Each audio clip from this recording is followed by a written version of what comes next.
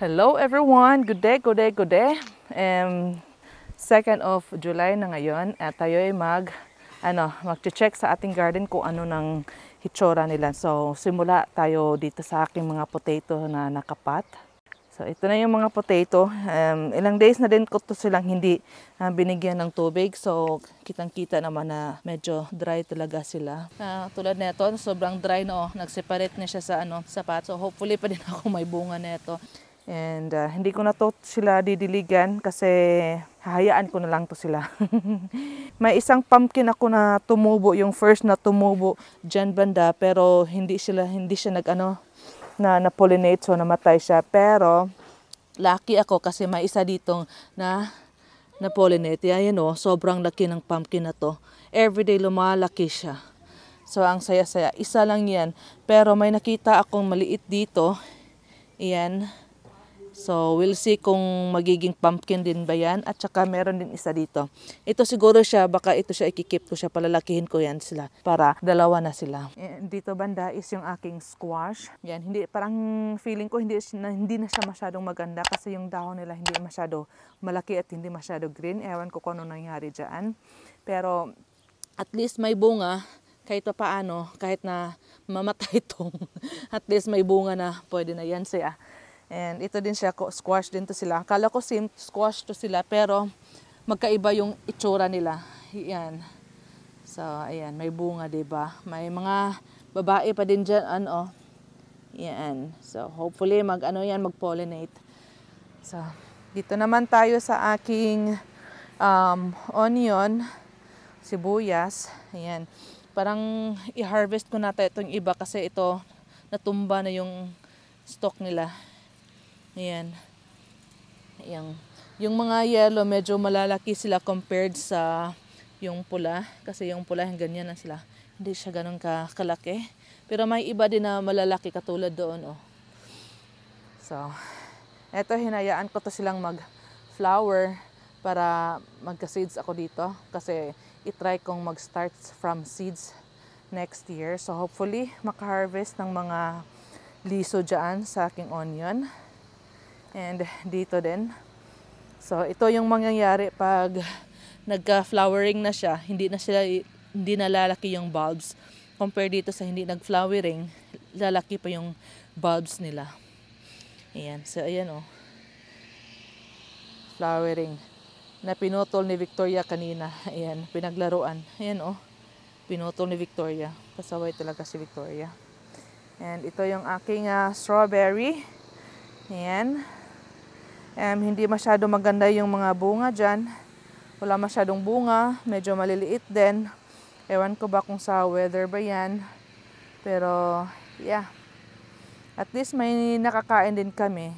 Dito din. Kasi may mga companion din ako dyan na onion. Ayan. Lumalaki na din sila. So, yeah. Eto, wala masyadong bunga dito kasi walang net. Nauunahan kami dito ng aming langgam. Ayan. Pwede na to siya ma-harvest. Ito, decent size. Ayan, masarap to sila. May mga maliliit din na strawberry dito na nakukuha. Ito banda dito, nauunahan kami ng mga langgam kasi wala tong net Yung mga bata, dito sila nag-harvest kasi may net dyan. So, wala masyadong bunga this year. Ewan ko kung bakit. Anyway, punta tayo dito sa aking peas at saka beans. May isa dito na matamlay, I think namatay to sila dahil to sa kagagawa ng mga bata kasi pitas lang sila ng pitas, hindi na naman nila kinatkat. Ayan, so parang namatay.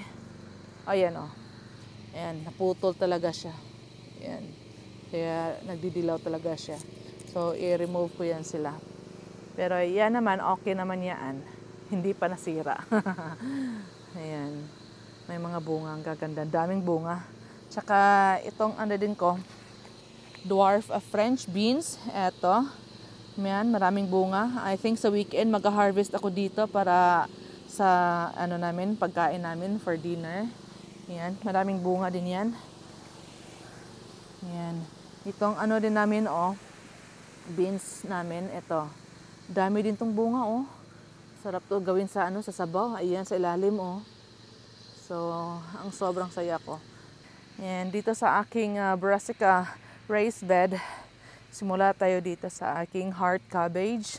Ayan, nagpo-form na sila. Going na yan magiging heart. Pa-close na yan sila. Ayan, kaka-start pa lang nila niyan. Ayan. And meron din akong green broccoli dito. They're starting forming sa head na. Pero ang nagka-form lang sa broccoli ko dito is yung green lang. Meron pa doon sa ilalim. Pero yung aking purple na broccoli, most of them dyan is yung purple broccoli. Hindi pa sila nagbigay ng broccoli head. Ewan ko kung bakit. Baka later pa sila mamimigay o baka kulang ng araw kasi wala masyadong araw ngayon Puros cloudy. Katulad nito. Laging ganyan yung weather namin. Bihira lang yung magkakakaano talaga ng araw. So, ayan. Yung beetroots din sa ilalim ko, I'm not sure if they're doing fine. I hope they're okay kasi wala masyadong araw So, siguro expected ko hindi malalaki yung mga bulbs dyan. I mean, yung form niya. Ayan. So, dito naman sa aking eggplant, ayan, may bunga na din sila. Ayan. I'm happy to know na itong eggplant is self-pollination to sila. So I don't need to pollinate them manually. Yan, may bunga na sila. So in that way, hindi ko na kailangan tong tanggalin tong netting nila. Nilagay ko talaga tong netting nila since na ni-transplant ko sila. Kasi hindi ko pa alam kung anong mga insekto na dadapon nito sa eggplant kasi first time ko silang itanim.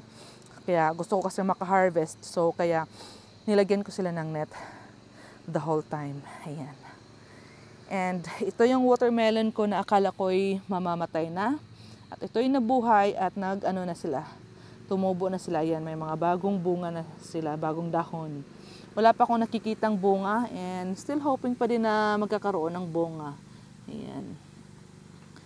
So, happy pa din ako kahit paano may isang watermelon na natira. Ito na lang yung natirang watermelon. Dalawa to sila, namatay yung isa. Bumili ako ng bagong dalawa, dyan, tsaka dyan, namatay din dahil biglang lumamig dito. Pero ito talaga siya, nag-survive. So, happy ako dyan. And since napansin yung mga pot na potato ko, yan sila. Nagdidilawan na yung mga yan. Kasi early and middle potato yan mga yan. So, ready to harvest ng mga yan. Pero hindi ko muna sila i-harvest kasi hindi ko pa kailangan ng potato sa garden. Hayaan ko lang dyan muna sila. And dito naman yung peanut na raised bed ko with parsley. Ilang beses ko rin sila in-harvest, ayaw maubos-ubos. Isang row lang to sila pero hindi ko maubos-ubos. Yan, ito yung self-pollination na pumpkin. Pumpkin ata to sila hindi ko alam. Hinayaan ko lang sila dyan tumubo. Kaya hindi ko pa alam kung anong klaseng, hindi to pumpkin pala, squash I mean. Hindi ko alam kung anong klaseng squash to siya. Wala pa namang bulaklak. Pero ang lalabong ng mga dahon nila, ayan, ang lalaki. And ito yung peanut ko. Akala ko mamamatay na to sila lahat. And I'm glad na parang bumalik sa ganda nila, nagiging green ulit. Ayan, pero may mga bulaklak na rin dyan.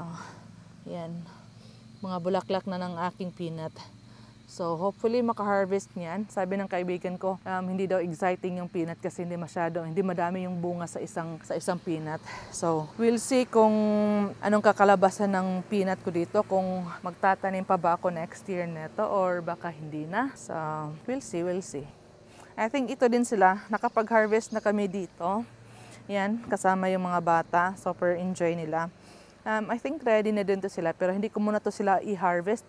Or baka i-harvest ko na sila. Pag-isipan ko pa kasi kailangan ko na din i-transplant yung aking leeks yung winter leeks para may place sila. Dito ko kasi itatanim yung aking leeks So, yeah.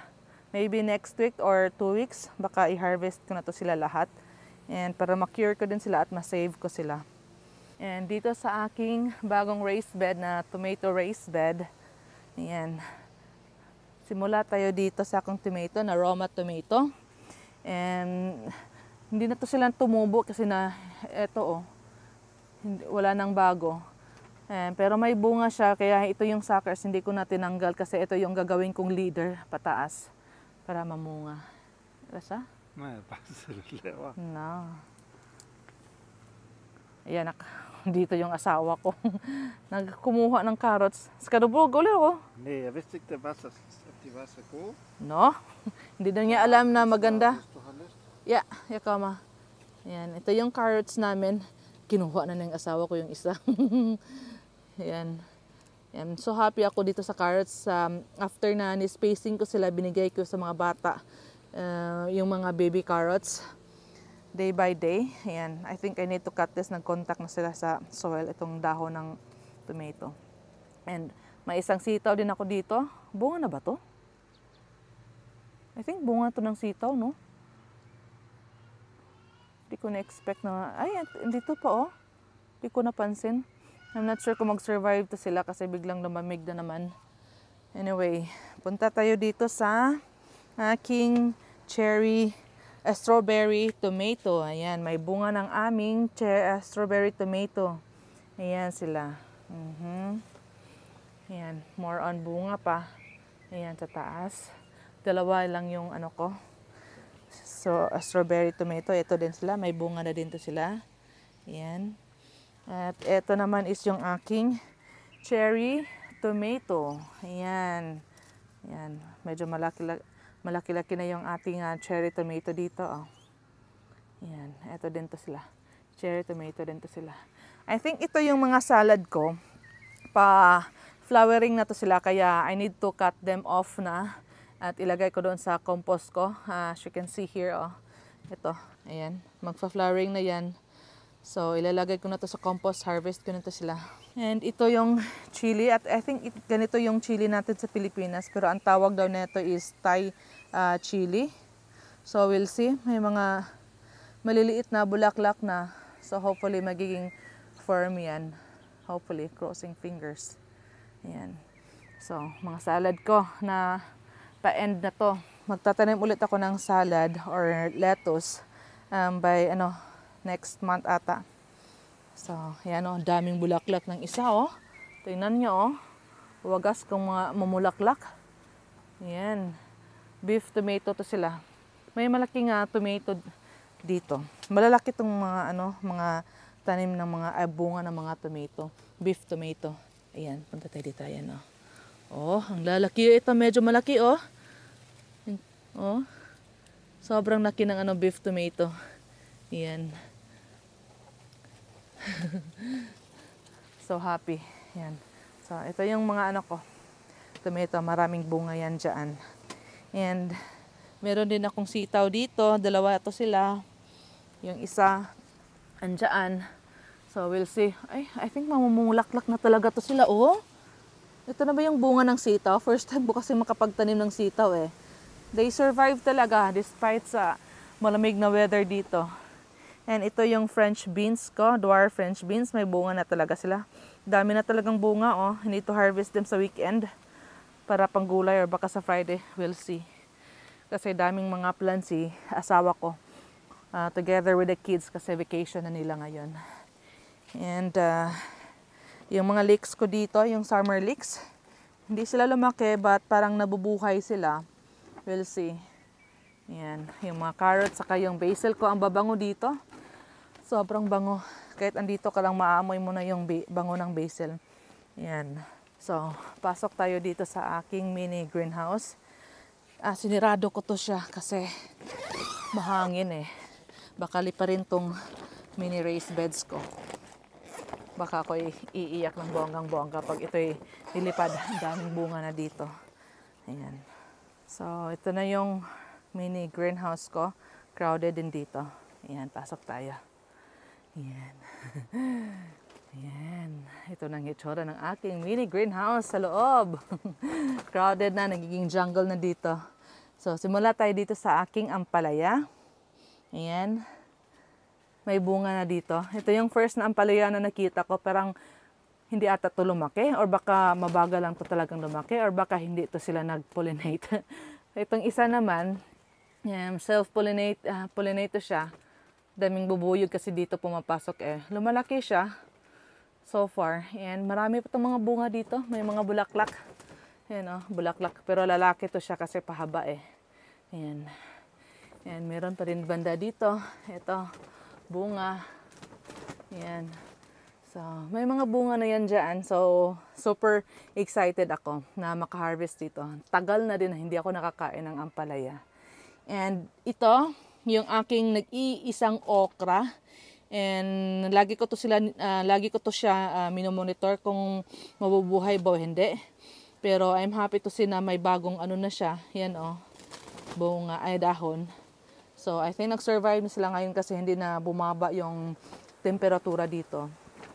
And ito yung leeks na supposed to be na itatanim ko doon sa potato raised bed. So, ready na to sila. Okay na to sila i-transplant, I think. And yung aking malunggay dito na tinanim, ayan, ito na lang yung natira. Kasi lumamig talaga, naapektuhan sila sa lamig. Ayan, yung basil ko, ito, medyo malaki na. So, I need to cut them off. Parang ganyan lang, ayan. Ayan. So, gagamitin ko to sa bahay. Sobrang bango. Lemon to siya, lemon basil. Ayan. So, para magiging bush to siya at itong mga bago dito, dadami pa yan sila. Ayan. And doon din sa ilalim. Ayan. Para dadami itong mga to. Ayan. Bango. And yung aking chili, andito na sila sa baba. Daming bunga. Yung asawa ko, papunta-punta lang dito kumakain ng chili. Mahilig kasi siya sa chili Hindi ako masyado makakain ng chili kasi may mga bata At naghahawak din ako ng mga bata baka maano din sila ng anghang, di ba? And ito, yung aking eggplant, may ano din to sila, magbubulaklak na nanata to siya. Dito ko sila nilagay sa loob ng bahay, walang netting. So, observe ko anong mangyayari dito na nakapat lang kung maging okay ba. Ito yung pangalawang eggplant, sapat. And ito yung aking melon. Yan, yung 3 melon ko dyan. And yung first na bunga, sobrang laki na niya. Ayan, so happy. Wow! Diba? Hindi ko nga alam sa ngayon kung ilang bunga ba ng watermelon ang ikikip ko. Meron pa kasi dito, yung 2, may 3, may 4 ito sa likuran, and meron pa din sa taas, andun sa taas. Ayan, may mga maraming bunga to sila. So, ewan ko lang kung magkikip lang ko ng ilang pieces ng ng melon dito para makakain at makaharvest.